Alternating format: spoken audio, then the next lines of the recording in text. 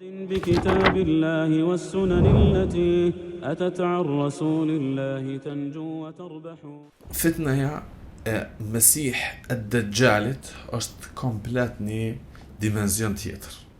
Ka në hadith të pejgamberit sallallahu alaihi wasallam, ma ju'ilat fitnetun, nuk është zbrit dhe nuk e ka godit njerëzimin një fitne, një sprovë, veç se t'i shërbej sprovës dhe fitnës së Dejjalit. Krejt këtu tjerat janë që t'i shërbejnë atij. Krejt këtu tjerat janë që t'i shërbejnë atij. Pse? Sepse shkon duke u dobësu njëri pranë fitneve, duke u dobësu, sa që kur paraqitet kjo fitne e madhe, zër ka ball njëri që t'jetë stabil para asaj fitne.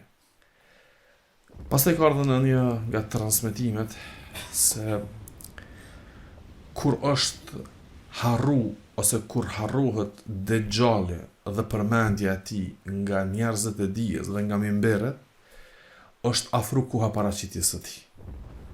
Sepse njerëzit e harrojnë fitnën e tij, atëherë janë pje kushte që del të paraqitet ai. Përderisa njerëzit i dinë cilësitë e tij, edhe e lusin Allahun azza wa jall që t'i ruajë nga fitneja e tij, edhe e kuptojnë se çdo fitne që është duke na ndodhur, çdo sprovë që jemi duke godit, është tu e përgatit terrenin për të, këta janë më të ruajtur dhe më të mbështetur tek Allahu subhanahu wa taala. Plus saj, na po e shohim që fitnet me të cilat vjen Dejjalli, që tashti në jetën domethënë kohës tonë bashkëkohore, që ato fitne janë duke u hyjnizu. Fitneja pasurisë, fitneja e promovimit të njerit veç për shkak se ka pushtet, ose për shkak se ka famë, ose për shkak se ka pasuri. Nuk këshyret e meta e tij, nuk këshyret e kalumja e tij, nuk këshyret e tashmja e tij, nuk këshyren krimet e tij, po këshyret çka ka ai. Ka pasuri, ka pushtet, është i mirëseardhur.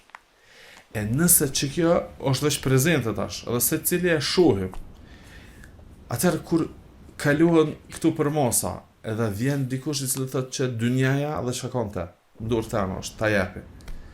Që xheneti dhe të mirat e tij çoj ku janë, hen xhenet. Çfarë fitne ka me qenë ajo? Padyshim që është shumë e madhe.